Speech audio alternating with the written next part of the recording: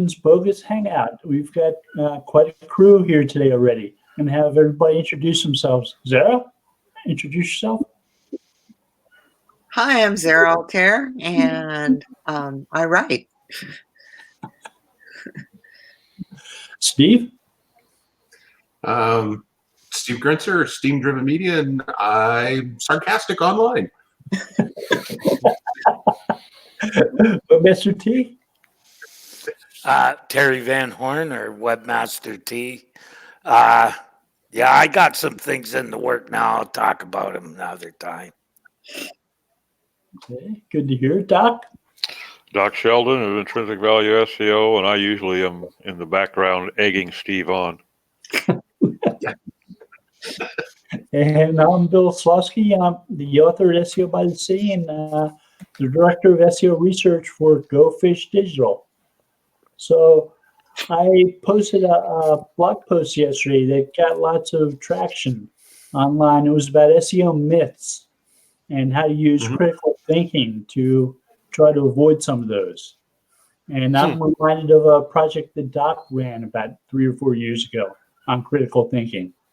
We had lots of contributors telling people how to think critically. Still doing that, Doc. I loved all your logical fallacies, one right after another. Yeah, that was a great piece, Bill. It unfortunately, as long as it was, it only scratches the surface of the myths that we've seen over the years. But I had lots of things, lots of articles I've read in mind when I wrote it, and it inspired me to write more, I think.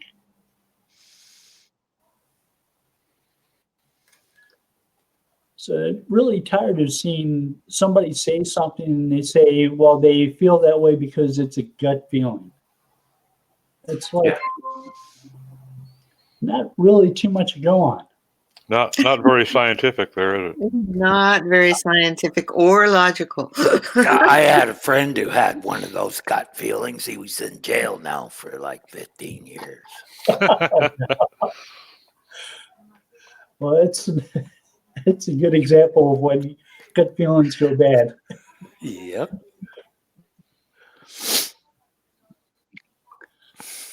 See, and you see telling a client, well, so-and-so had a gut feeling on this, so that's why we tried, and that's why we failed.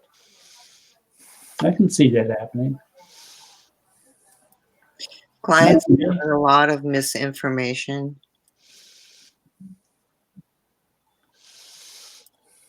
There is an incredible amount. I mean, one of our favorite examples is LSI keywords. I keep on seeing new definitions of LSI keywords. Anything from query refinements at the bottom of search results at Google to Watson natural language processing API words. Like, what do any of those have to do with LSI? Well, if you look at the history of LSI and SEO, the first time LSI was mentioned, the people who actually brought it forward as a theory later said it was wrong. And that would be Dan Thies and Mr. Rhodes. So everybody who uses those terms, LSI is actually a database function. Right. It's a type of work with database. And I know for a fact that's where it came from with Dan and Mr. Rhodes. It was developed by SEOs just tend to take the same misinformation, repackage it, and resell it. It was developed by Bell Labs in 1989. And it's got the word semantics in it. So people think if they use words that mean the same thing or are related somehow semantically and stuff their pages with it, somehow Google likes that. It's like magic. Well, you know, what always bugs me about it is that the very nature of LSI being what it is, it should be obvious to any idiot that it can't work because as soon as you inject a new piece of data, you've got to reevaluate the entire database. Everything changes. Biggest problem with it is it's not scalable. Well, that's why There it's not is no scalable. way Google could have done that with even technology 5 years from now. No, but Little on. my 10 point years is, Terry, ago when they started talking about it. my point is that's precisely why it isn't scalable, because every time Google, for instance, would look at a new page, a new document, they would have to go back and reevaluate the entire index every single time they inject a new piece of data into that database, because it's totally skewed the minute they put new data into it. So that should tell any idiot that you can't do this. You can do this with a bowl of 30 or 100 items, but you can't do it with trillions. It's just stupid. The people who actually offer something called LSI keywords on their website have a link on the page to the Wikipedia entry for latent semantic indexing, and say something like, if you want more of an idea of how LSI works, you can visit this page. And It's that like what they never link read. to is actually database work. It's the Wikipedia entry for latent semantic indexing, which describes Bell Labs' development of latent semantic indexing in 1989, which has nothing to do with the web. Right. Okay. And I read the patent. It says every time you add data, we need to rerun the indexing process. Then whoever authored that, again, anybody with half a brain reads that and disregards everything that person reads or writes after that, because it's obvious they're willing to put misguided information out there without actually checking it. Well, the people who developed the tool are misleading people by linking to the article and using that name for it, because it has nothing to do with LSI. And the problem is that the people that see that, they would have to exercise some critical thinking of their own to realize, okay, this guy's full of crap. Yeah. And that's too much work to actually think. It's easier to teach people to think than it is to stop people producing all these myths. Yeah. Like if you find someone worth reading, you always read, or I always do, more stuff on that site, because the guy obviously knows what he's talking about. So, when that's how people should be kind of gauging that stuff, is don't just read one article and decide some guy's a whiz kid. Read a bunch of his stuff and read it, not thinking the guy's already a whiz kid, but try and put holes in it. Or just read it critically. Like most of the people are not in a position to even know that. Right? Regardless of who To writes- do regardless of who critical writes it, thinking, you have to have some sort of an idea of what you're thinking about. If somebody presents bullshit to you and have an argument on why something works, you should be able to say, that doesn't sound quite right. Well, and we've all seen it many times over, somebody in the community will make an asinine remark, and we immediately start discounting almost everything they say. And by the same token, you got the confirmation bias in there. If you think that LSI keywords are the cat's pajamas, and all of a sudden somebody pops up talking about this wonderful LSI keyword tool, that kind of confirms your idea. So you're going to start repeating this crap. It grows feet. And I think you really hit on the key, though. It's easier to teach people how to think than it is to try to stop the nonsense. Too much work. Critical thinking is a competitive advantage. Even if it was, why do you think people don't do their own research, Bill? Because they're too lazy to do it. Not most of the SEOs out there now, if they came into the business when you did and I did and Steve did, they would not have a clue where to start. Because they don't even really know that much about how a computer. I spent a lot of my time in the beginning just learning about computers. Steve already had a lot of knowledge in computers when he came into this.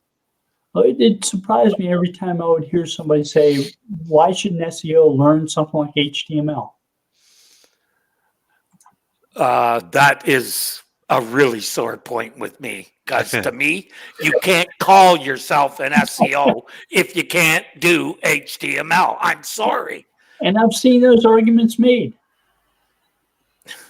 They're not SEOs. They're link builders. There's a distinction. Or they're marketers. Or They're marketers. marketers. We're the marketing category.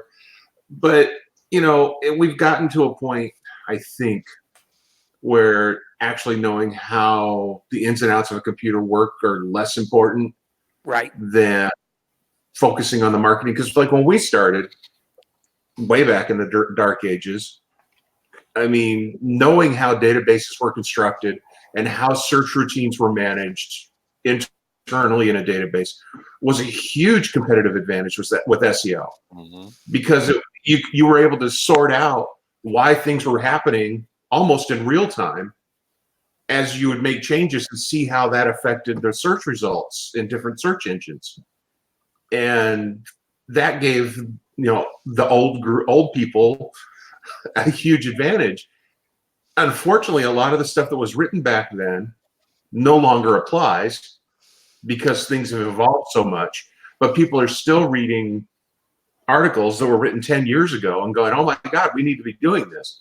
I always thought that, you know, SEO articles should have like an automated self-destruct mechanism built into them, so that after, you know, 3 years or something, it just deletes itself, because it's very likely going to be irrelevant as a technical SEO piece of information versus a more generic marketing piece of information.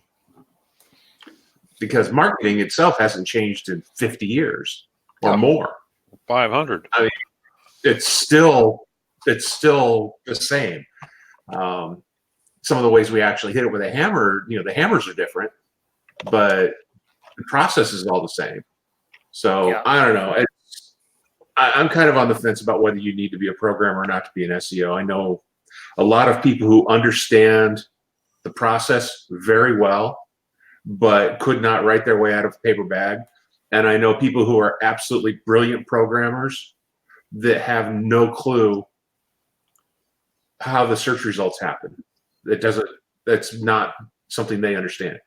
So I don't see those as, you know, things that need to go hand in hand anymore. Okay, so if you don't understand HTML, right, and the problem is manipulating HTML in a way to make it readable for a search engine, then Let me give you a different. you have to know HTML in order to do that. To me, HTML isn't programming. It's just a markup language. Any monkey can learn it in a couple of months. I've taught people like that. Here's a different analogy that might make more sense. In the 60s and 70s and even in the 80s, if you wanted to run a NASCAR, you had to be able to build a car. If you couldn't build a car, you couldn't race. Now here we are, 2019, most drivers can't work on a car. That's just not a skill set they have. Their skill set is completely different from the people who build the cars. But they can tell you what the car is doing and what needs to be changed so that the mechanics can go in and make those changes. And the mechanics can't get in the car and drive it and feel the same things that a driver can feel. And I see SEO as becoming that, or a lot of things that we do in marketing have become that, where strategy and execution have the ability to be separated. Yeah, I would say that from when we started to now, everything is specialized. When I started, you did everything from building the site to managing it to, you know, promoting it. Nowadays, you have one person on UX, one person, you know, in a lot of cases, that's the way a site's built. There's a programmer, a person doing UX, a person doing SEO, a person writing the that content, it's all specialized now because there's enough people to do the jobs and can specialize. In the old days, there were just not enough people that understood enough of it to do it all. Well, and there's so much more now that falls in the bailiwick of call it general SEO. There's so many more aspects to it now than there were 15, 20 years ago. It's just not reasonable for one person to expect to be really proficient at all of them. So having some specialists really pays off. Somebody can be a great paid guy. Somebody can be a great coder. Somebody could be a great design guy. But one person isn't very often going to be found that can be all three. No one does all of them really well. That's my You point. can't. Yeah, it's just so And much to I've do. said all along, and a person, when they're hiring, they shouldn't hire an SEO. They should hire someone to do the promotion, someone to do the technical, blah, blah, blah. They should, you're going to get a better deal that way too. Well, presumably when you get together, Pardon me? or a team that's used to working together.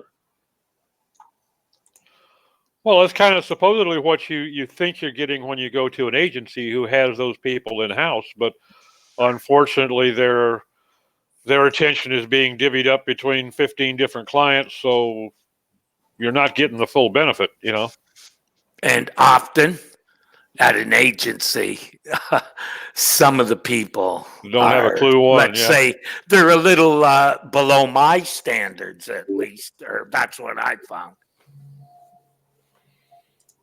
A lot below my standards, actually, ethically and otherwise.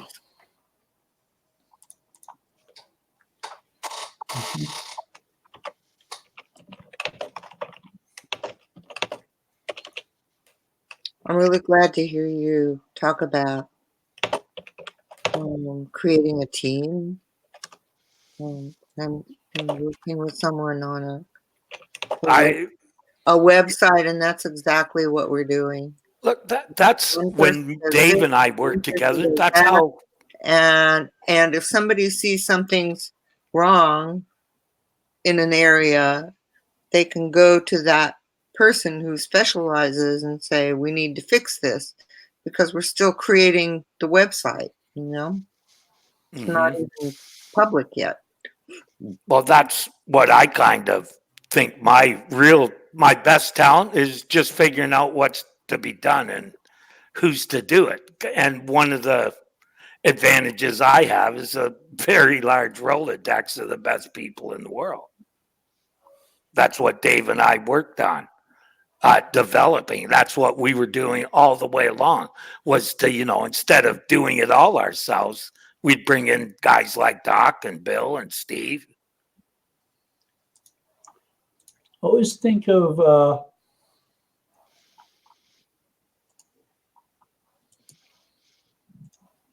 PR people when I hear the word Rolodex. That's where I come from. That background. I'm an old-time salesman.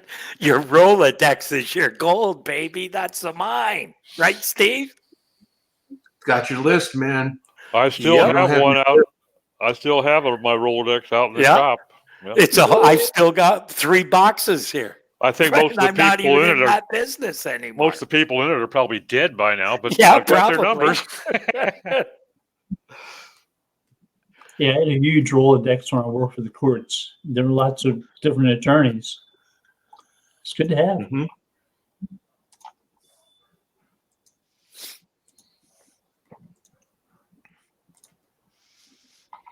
It's like somebody was posting one of the marketing groups on Facebook, wanted to know, they had an IT services company and they wanted to know what the best approach, whether pay-per-click or SEO, was for getting leads for local businesses so they could do their IT work for them. And it's like, neither. Hire a good salesperson. Give him some flyers and have him go out and knock on doors. Yep. If he's good, he'll bring you more business in that first week and you're going to tell him to stop. Yeah, exactly. He'll bring you more than you can handle. Yep. And I get cold called by people asking if they can be my IT provider. It's like, really? Yeah. I don't even do my own IT work anymore. Even though I grew up in it, and my first couple of businesses were doing nothing but hardware and network and server support. Yeah. I don't even bother now. If a machine has problems, I unplug it and I haul it into town and plop it on somebody else's desk and say, make it work. In the meantime, I'll be working off my laptop. Call me when it's done. I have no desire to get back into that side of the business anymore. Yet I still get calls from family. Hey, you do computers? Like, no, I don't. I'm in marketing. I use computers. I do use countertops. I computers. do fishing lures. I do. I do not do that. That is not something I do. It's like, you try to fix it. Come on. Oh, Anything beyond adding RAM to a desktop is too much these days. You know what frustrates me when I've tried within the last couple of years. I've tried working on my system. There used to be that if you wanted a graphics card, you could go buy a graphics card, and if you had an Apple or you had a PC, those were pretty much your two fields. Now, with a PC, trying to find something that's compatible with your graphics card and your motherboard and your processor and your RAM and all, you've got to be full-time into this stuff to even be able to touch the most basic components, or you're going to mismatch. And that's frustrating as the dickens, And I've really found it's difficult online to find resources to tell me, okay, I have this motherboard, I have this processor. What graphics card, for instance, can I use that's compatible? Good luck. Well, I think that's because the people who know that stuff. I like the analogy of driving and fixing the car, because it used to be you could get out with dual carburetors and you went up in the mountains and you pulled out the screwdriver from under your driver's seat and went out and adjusted the carburetors and off you went. But that just doesn't happen anymore. Nope. Yeah, but if it did happen, you wouldn't be able to fix it because it's a computer doing it, and you need a machine to do it. That's it. There it is. There's no. So when Doc is trying to find the right card, it's the same thing. It's like nobody knows. Nobody's tinkering like that. And like Steve says, the people that do know don't want to share it. Well, they don't. I did a micro replacing a computer. It determined how much air got added to the gas. It's like, it wasn't inexpensive either, but I remember having a clutch in a car and being able to pull that and push it in to determine how much air got added to the gas. So, Bill, what tips did you give people to help them do more critical thinking? Pull head from ass? Is that what you're telling them to start? Step one. Step one. Okay, so look for an actual real argument when somebody tells you to do something. Look for a thesis, look for supporting evidence, look for a conclusion. If the supporting evidence fails, isn't sufficient, it's not much of an argument. If they can't support what they're saying with anything that sounds like it makes sense, or can be maybe looked at in some other way, like doing some searches, it's not necessarily the best thing in the world to follow. If somebody says use LSI keywords and they point out the Watson Natural Language Programming API, I said, somebody asked about that, test it. If it works in a non-business critical condition, then maybe it'll work in business critical condition. But don't just buy into it. Right.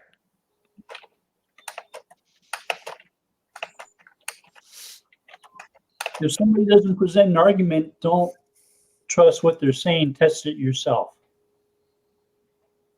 Unless it's me or Doc or Terry, then just trust us blindly. There you go. Yeah. Or Bill. Or Bill. Well,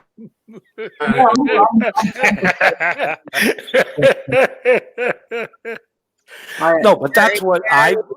If you haven't read that article, it's really great because It- Bill does That's a good one. talk about evidence. You need real evidence. Also, knowing the authors and being content to work within that group. Like, I don't just go and read any article, right? I'll go and read Bill. I'll read anybody's here, right? If someone in the dojo says, go and read this, I'll go and take the time to read it. But just following some dumb link on Twitter, not going to happen. Like, just not going to waste my time that way. Because if I read one article and it has information, I then have to spend a couple hours verifying that information, right? But if I know the person is actually doing the work and cares that he's giving out the right information, then that saves me a lot of time. And that's what how I've always managed that is to just not follow everybody and listen religiously to what they say. Follow people that are in the same wavelength as yourself, and that's the best way to save all that time of trying to figure out, should I even listen to what this guy is saying? It's the wavelength, because there are people who are SEO who, have a big reputation, but then the information that comes out is like, Garbage. Yeah. Yeah, there's only one reputation for me, and that's the one I've had with that person by reading their stuff, right? If someone else says they're good, I'll take that into consideration and go and read it, but hasn't panned out too many times. And I've seen people write stuff where some of the facts are correct. But the conclusion is often left field. And I've got a gut instinct that this works this way. Yeah. I have a gut instinct that user interface design features fuel rank bring. So Do they tell why they think that? No, they just said it's a gut instinct. Oh, well, that's no good, because even a gut instinct is built on something. It's not just, oh, my gut says go slit my own throat. Oh, okay, I'll do that. I won't even think twice about it. my gut tells me to eat another cookie. You got a good gut there, Steve. Well, that's what a gut instinct is supposed to tell you. Cody.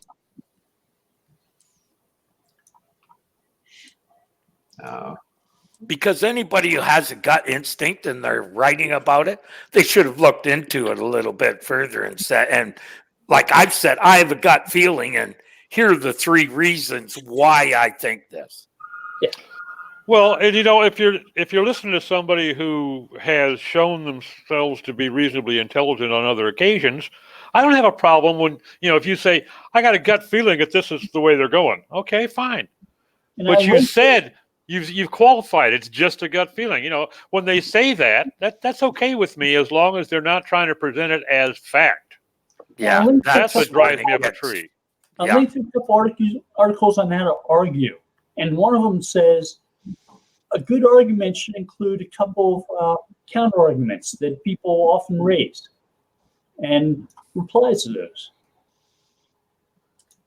So if you argue something, think of what people might say in response to your argument and say, well, you could think this or you could think that, and here's why maybe those don't apply. So an intelligent argument is one in which counter arguments are considered. Or there can be counter arguments. Yeah. If it's just a gut feeling, there's nothing to counter. Right. As my stomach tells me, eat this cookie. Well, that's what makes those good salespeople that go out and do things. They already know what the counter arguments are, known as Yep. objections.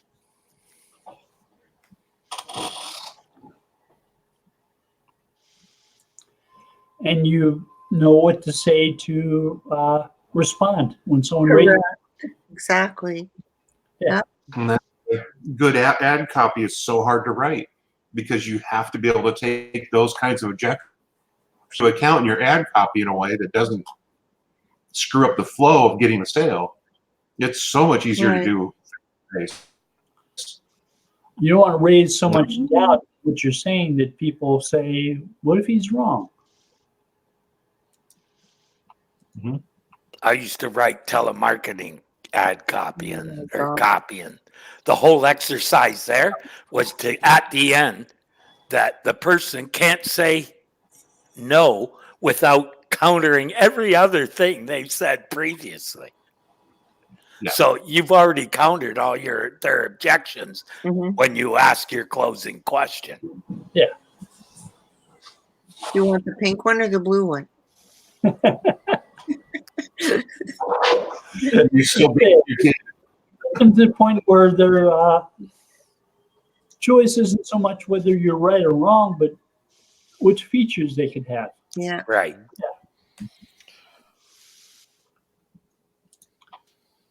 And yeah, that takes more. But if you're going to present something, you might as well do it right. Well, now there's a concept. Radical.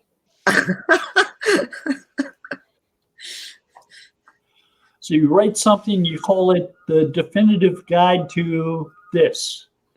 And you But everyone, part of the problem is everyone is looking for that article that's going to get them the attention that they need to take their business to the next level. And sometimes they don't care that they may have to justify that. Well, it's more than that, Terry. It's like one article's not going to do it. But they don't know that. They think it happens from one article where you make some major discovery and share it with everyone. They think that's how a reputation is built, when it's actually built by years it's of built- sharing information. That's how it's done. Well, that's the problem these days. That there's been so many unicorn entrepreneurs that have they've been a one-trick pony, but they had a tremendous amount of success. So everybody just assumes that everything they touch is gonna turn to gold. Look at the guy that started up. What was I forget, the WeWork. Oh, yeah. Fantastic success one time. Now he's stepping down. Because he's just, people have a certain strength. They may be great for startups. They may be great for management. They may be great for production or for customer service. But just because they've had a success doesn't mean that you can reasonably expect they're going to be successful at everything they do. It's asinine. This guy I've looked at WeWork, they won't be around in 5 years. Oh, they won't be around 5 months the way they're going. Oh, well, I'm just giving myself lots of leeway, that's all. And that's assuming they've got a 6-month reserve in the bank. Yeah, because they've made a lot of dumb mistakes. Yeah, it's a shame. They bought a lot of companies that weren't actually directly, they're derivatives of their main business. And they're a waste of money. Derivatives of the derivatives. Yeah, like they bought recreation companies and stuff like that. Their thing is, instead of buying a service, they buy the company, basically.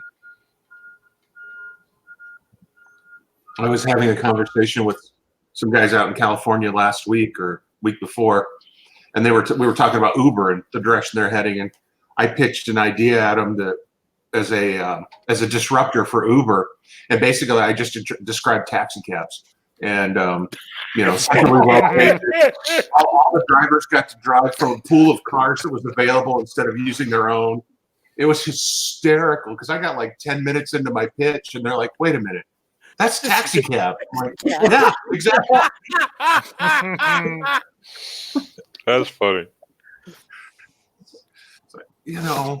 It's everybody wants to disrupt. It's like, I got a better idea. Let's take what you've got and add on to it. Yep.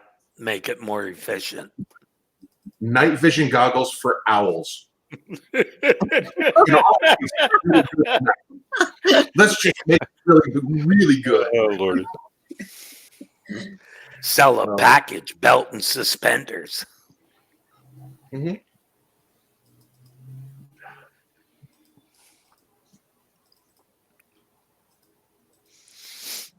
Mm-hmm.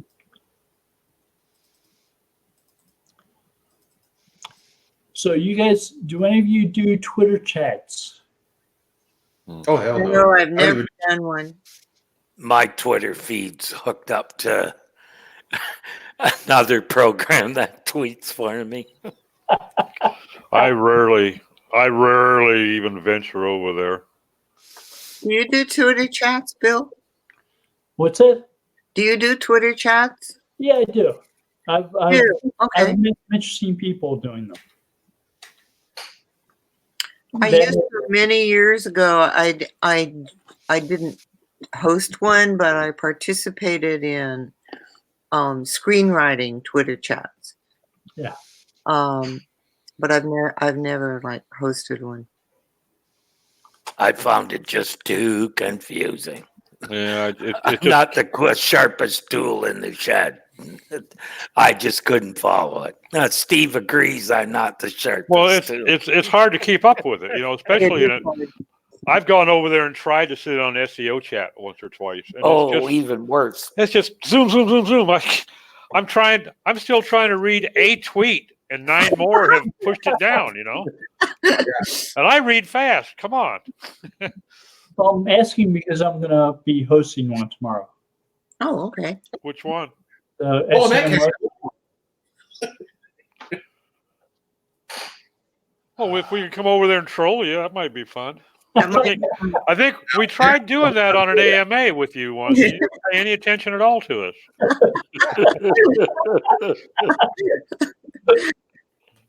I miss that. I think I did actually answer a couple questions you asked on the AMA.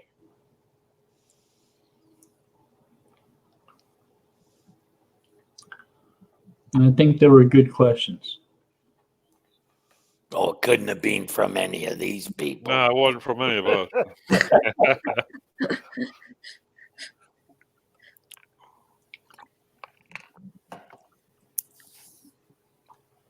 Yeah, so the fun thing about the Twitter chats is you do get to meet some people. You And do meet people. that you might otherwise not have a chance to.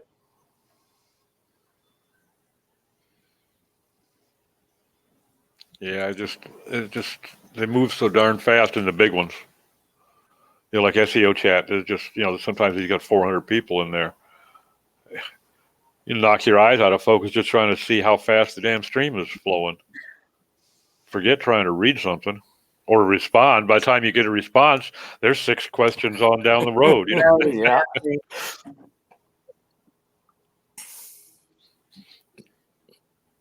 Bill, have you tried doing a live Ask Me Anything like this on YouTube? No, I haven't.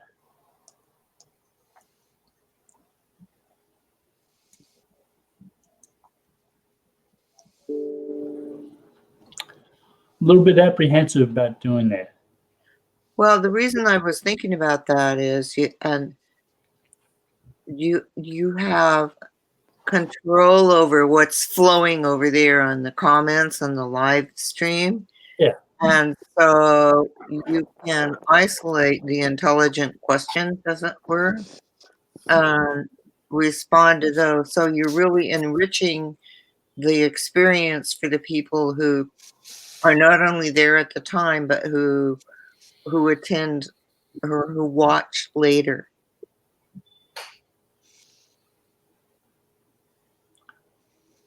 Because I'm with everybody else at Twitter chats, it's just like, especially when you're responding to something and there are already 6 questions on down the line. And it can be very confusing. The term fire hose is very appropriate for Twitter. Like trying to drink from one. Exactly. So, what do you all think of the new no follow? No follow is a hint.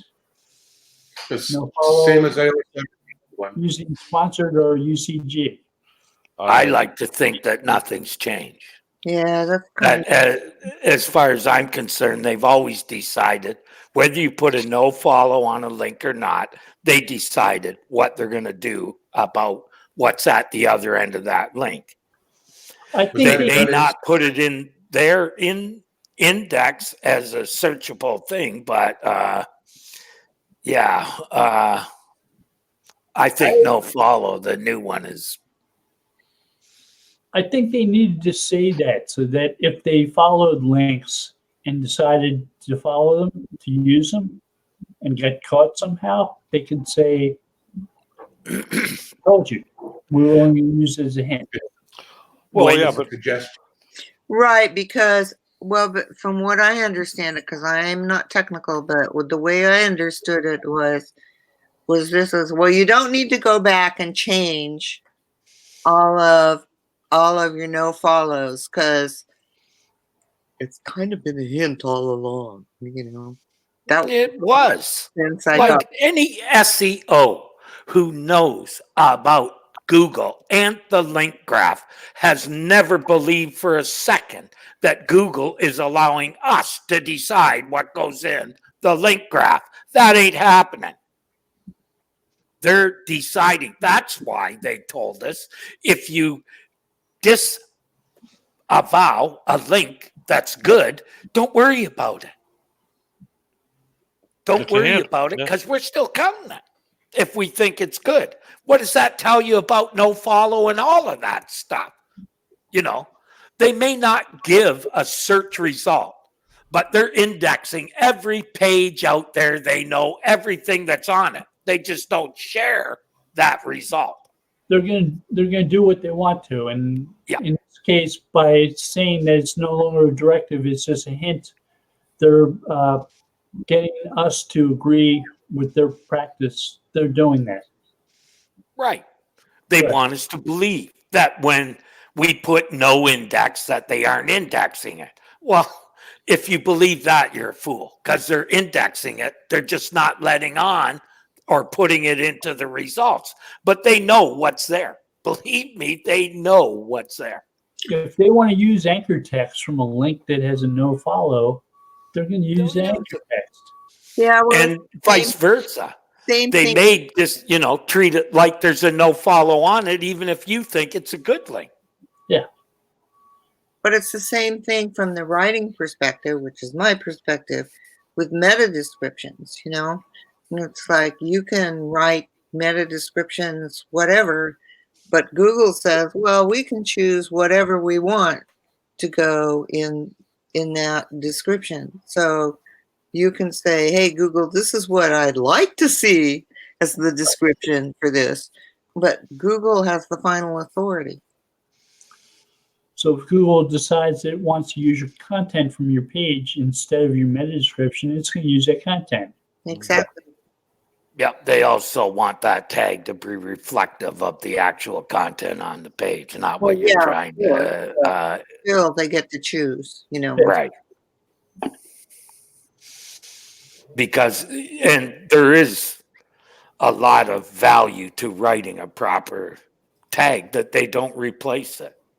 There's some instances that they're going to replace it because they don't think. Like, for instance, when I originally released SEO Pros for about the first, I'd say, 8 or 9 years, the title was exactly what I put. The description was pretty close to what I picked. However, At some point, they changed to title or what they displayed as title on Google to be just SEOpros.org. That's it. Because the old description no longer really reflected what's on that site. Hmm. So they took it upon themselves to do it. If your tags are being replaced, there's probably a good reason for it. It's not random. It's not random. It's not meant. It means we don't think that what you have here is really reflective of your page. Would you agree with that, Bill? I remember when they switched over to Open Directory project descriptions too. Mm-hmm. Mm-hmm. I mean, those were written by editors of the Open Directory project. Right. I remember when that happened because the cost of paying an editor went up.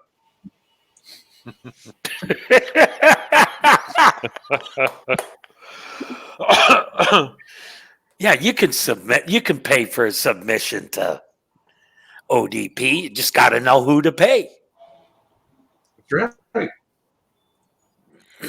But boy, did they used to hunt you down and tell you that wasn't true if you said it on the. Yeah, that's what they had. And their response was always, "Well, show me who you sent it to." It's like, well, no, I'm still sending stuff to that person. Am I going to expose the people I'm paying off? No. Well, burn my bridge. Yeah, really. Like verification in Twitter, huh? Mm-hmm. Somebody offered me a little blue check mark in exchange for a few $100s. Really? Hmm. So I can do with that the little blue check mark. Thanks. Yeah. Who's that? Twitter. Twitter. Oh, yeah. Okay. Well, they just recently had a big kerfuffle over at YouTube. They were going to Oh, change the way Mark verified accounts on YouTube and then turn it off for a whole bunch of people who were already verified. And it's like, well, wait a minute. I mean, if you want to change the rules and make it so new people coming in have to meet new thresholds, that's one thing. But when you've got somebody who's already got 3 million followers on YouTube and you're going to take away his verified status because why? That's just going to cause far more problems than they already had with, people making fake accounts and, trying to pretend they're people who they're not. Oh my God, what a mess. But it's the first time they put a positive spin on it. Oh, well, we listened to you. We heard you. Yeah. It was like, yeah, right. Little stupid decisions like that can take really large, successful businesses and put them right down the tubes. Well, it's like, I mean, how long did it take YouTube to come up with its own version of Patreon where you could pay $5 a month to be a subscriber to somebody's channel or whatever? And there's hardly anybody using that. It's all still going through Patreon because YouTube got greedy and wasn't sharing all the money that they were making with the people who were actually creating the content. Really, YouTube has a program like that? I didn't know they did. Yeah, they've got a program for certain types of creators. Yeah. And you got the opportunity, you can actually pay to be a paid subscriber to their channel. And it varies based on the creator. It could be as little as $5 a month or whatever. But I almost never see it. I mean, I used to see once in a while people posting, subscribe to my paid feed because then you'll get all these other things. And I don't see anybody promoting that anymore. Were there tiers, like Patreon tiers, or was it, a one thing? No, there were tiers where you could, I think the creator got to set how much money their subscription was worth. And then YouTube took, like 60% or something stupid like that, or 40%. Well, yeah, Google's always taken the lion's share of anything that they were involved with. But yeah, and I don't know. But all the creators I know, they all take stuff with Patreon because they've been burned by YouTube so many times. It's like, why would I? This doesn't make any sense because there's just no repercussion. I mean, try to call you have a problem with Patreon, you get on the phone or send a quick email and they take care of it. You have a problem with YouTube and it's like, well, good luck. I don't get it. If you have a problem with AdWords, you have somebody you can call, right? Mm-hmm. But you don't always get Have you right ever through tried it. to call someone with a problem with AdWords? No. It ain't that easy, Bill. No No, way. If you're spending $100,000 a month, you might have a representative, maybe.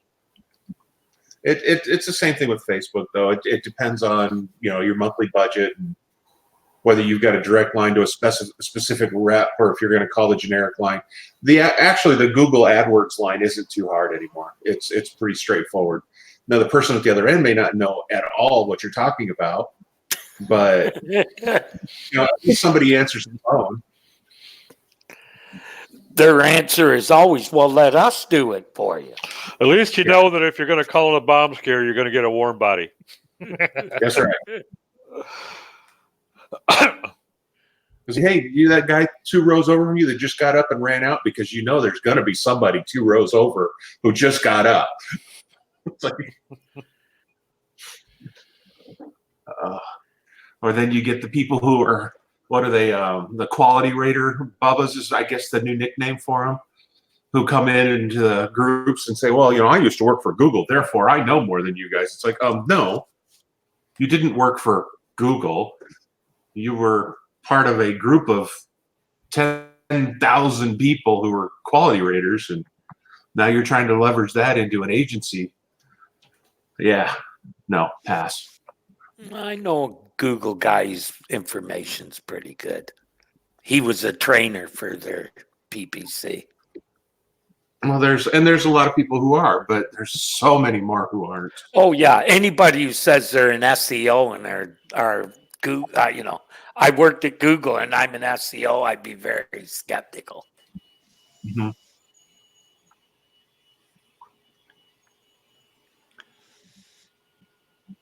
There seem to be some who have some idea what they're doing. But yeah, I've run to others. I've seen others on Facebook who, you worked at Google? You sure? Mm-hmm. Well, I'm sure Google has round-the-clock janitorial services. Yeah. Where do you work at Google? Janitor? You flipping burgers? Yeah. It's like, no, I worked at the Google spam team. Really?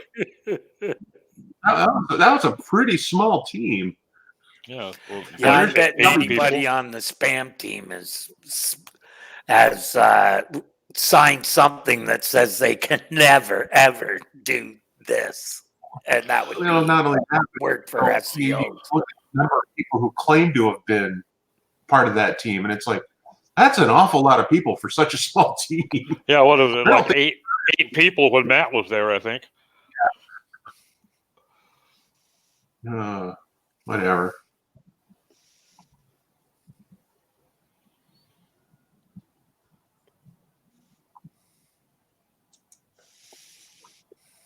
Yeah, I'm not so sure I'd want to be on like Google spam team. That doesn't sound like it'd be fun. No, it doesn't. If it's anything like the 2 years I did forensic cleaning up websites, I wouldn't take their job for nothing. It makes you pretty. Let me say, how do you become pretty? Cynical?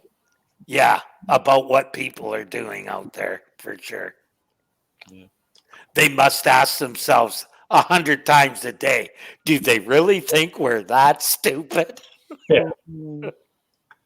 It's like, working as a doctor in an ER. The things you see are things you don't really want to talk about. Right. Yeah. You had to remove a what from his where? A what from his where?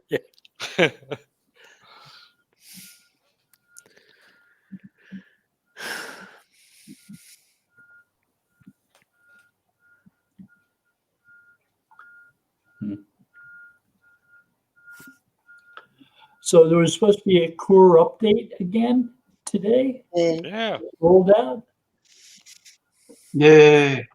And this is like the traditional October core update rollout. Oh, it's Tuesday. Don't they do that every Tuesday? I think they do up to 3 a day, but people been saying that this time of year they always roll out a big core update. I don't recall that being a pattern. Maybe. Except that one time they rolled one out the Monday before Black Friday. That was entertaining as hell. Yeah. I remember that one. Oh. You can almost usually you can anticipate one usually just before Black Friday if they do a cleanup before the Christmas rush. So anytime now, I would say, yeah, and that's why there's an October. Seems like an October update is they actually start changing the SERPs at that time of year as well to be more transactional for Christmas. While all that's more entertaining, I would love to see the internal accounting for the spike in AdWords spending when that happens. Mhm. Oh, we need more money. Got to compensate somehow. Yeah, because it becomes even more panicky when you've got $100,000 worth of stock that you borrowed money from the bank to buy.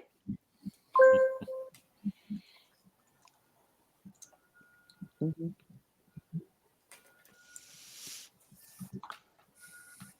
Which is why they do those updates. So people don't go out and do that. The webmasters, like the Florida update. Florida update is the one that they really learned what can happen when you do an update at the wrong time.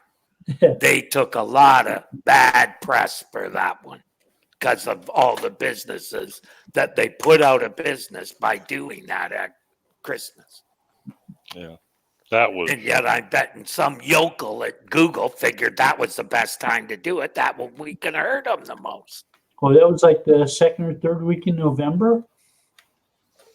Something like that. I always wondered, if it was deliberate or just they were just too obtuse to even think that through, or what. Naivete. I'm guessing they didn't do it on purpose. I would be inclined to think not. But now they've come right out and said we'll never do that again. We'll never do an update after October. We'll never do that again.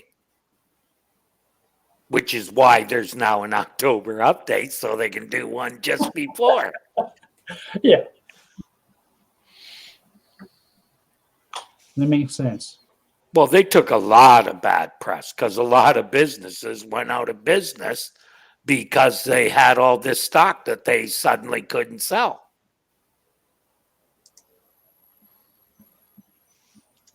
I remember reading stuff on the New York Times about businesses that were going bankrupt because of Google. Oh, I remember that. Yeah. Well, it wouldn't be the first time the Times has written a negative article about Google. No, and it won't be the last. Not by any means. It's true. They probably have reporters who specialize in it. Yeah.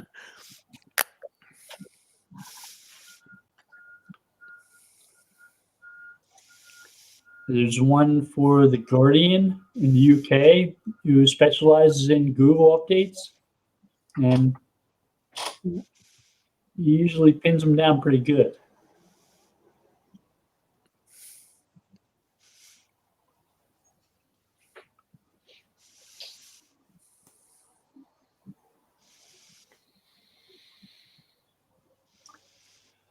So when did it become the fashion for Google to pre-announce these core updates?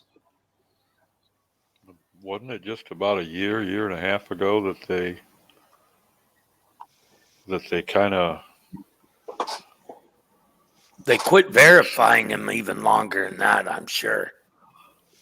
they quit verifying them a few years ago, Yeah, 5, 6, 7 years right probably. after they basically made where they didn't have to do like a refresh, it was ongoing. Mm-hmm. What about the time that they rolled the Panda into the primary algo, wasn't it? The ranking algo. Yeah. What if they didn't actually do an update and they just said they did? Well, let's watch these guys run around in circles. This will be fun. This is why I'm not allowed to be in charge of things like that, because I would do these things just for the giggle. It's still rolling out. It's still rolling out. It hasn't gotten to your industry yet. Hold on, let me check. What's your website again? Let me look it up. Oh, Dave and I tried to figure out when they were doing the first penguins and pandas, and we figured it took them about 5 days to do a complete refresh update. Sure. So that's why people said it happened on this day. Forget it. You don't update a database with billions of records in a day. I'm sorry, just doesn't happen. Especially when you have to recrawl all those pages. That's why it's rolling out. Well, I think that's why they decide to make it rolling. But I have a theory that the data collection is rolling. I think there's still a sort of refresh in order to update the link graph, because I don't think they can actually do a ongoing link graph. Mm. Caffeine was supposed to be incremental updates. It is? It's supposed to be, yeah. Oh, okay. So it's no longer the batch updates that we used to get when we had the Google dance. Right. That's what I was thinking, that they still had to do that to update the link, but you're saying no, that's not the case. They can crawl a page, know what's changed and what's new, and collect only the new information and then add the new information to their index on an incremental basis. So in other words, they just kind of update that little piece of information, Yeah. and then it recalculates through the whole dealio. That would happen at indexation, I would think then. Yeah.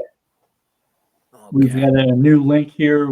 We've got to adjust page rank for the new page being pointed to and so on. Yeah, that all gets done as an incremental step. Okay, then if you look at that logic, then there's no reason to do an update unless you're making a major change to the algo, correct? Well, Right. that's yeah. If they're making a change to the criteria that the algo is working on, then that would require an update. And to me, it would make sense that you would, when you're going to do that, you would do that behind closed doors and kind of rework your index before you ever let it get out on the street that you've got a major update. That would seem to me to be the sensible approach. Yeah, but as soon as you start making those changes, if they're reflected in the results, SEOs will find it like that. They'll be on it. Yeah, but I know people that check their rankings every freaking day. like people with too much time on their Talk hands. about wasted time, but there are No people shit. that do that. I check mine once every 2 years, whether I need it or not. I do them monthly, but that's just to make sure that things are going. Because I know my clients are going to do that. So when I was doing it, I did it monthly.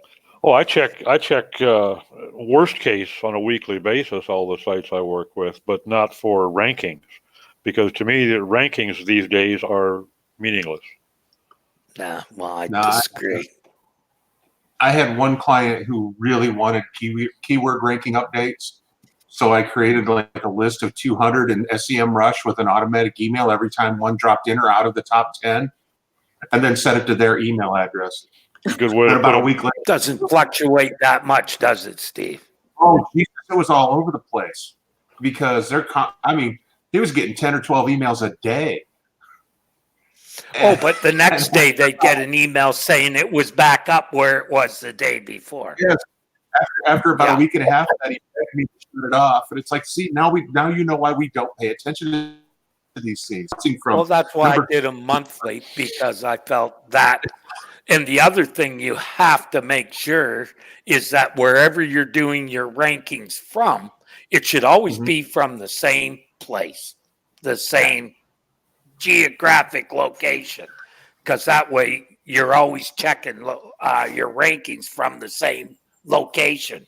So, and going from, say, the rankings in Toronto compared to, say, Vancouver, all you'd see is that there were more, the big players were still in the Vancouver listings, with mixed in with a few more of the local listings. But the big players were right across Canada all the time. Right.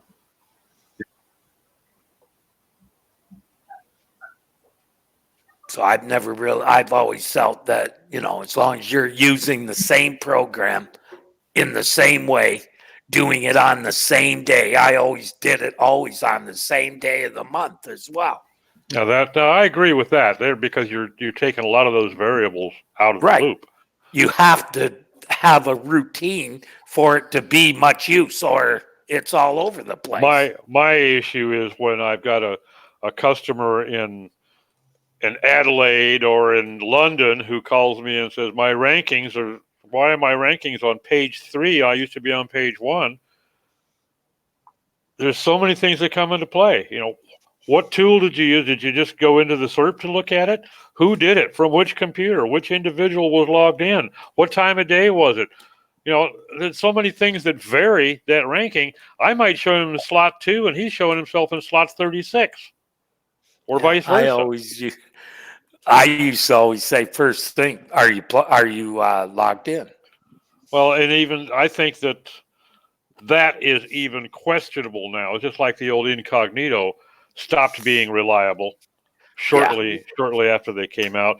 I don't know that you can log out. Yeah, I'm pretty sure you're always logged in whether you want to be or not. Yeah, so you can't really isolate yourself. So I have very little confidence in rankings. There's so many settings for your browser that Google can track fingerprints of your browser. Yep. Regardless of where you're at, whether you're logged in or not. It'll say, oh, it's Bill's browser, because it knows. Plus the machine. Plus your IP and your network ID if you're on cable or whatever. It's just, there's so many things that make it too easy for them to identify us. Mm-hmm. You want to get logged out, you just got to literally go off grid.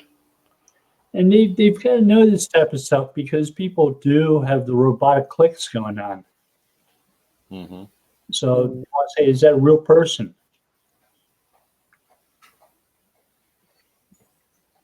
There's actually people dumb enough to do that stuff. Robotic clip. Yeah. Really? Yeah. Yep. Oh, God. Guys, I have to run. Yeah, I do too. Been great seeing Well, y'all. then don't walk. Great seeing everyone. Well, we need to end the broadcast. We're at an hour or so. So thank you all, everybody. Thanks for joining us. Have a good day. Have a good week. Take care now. Bye.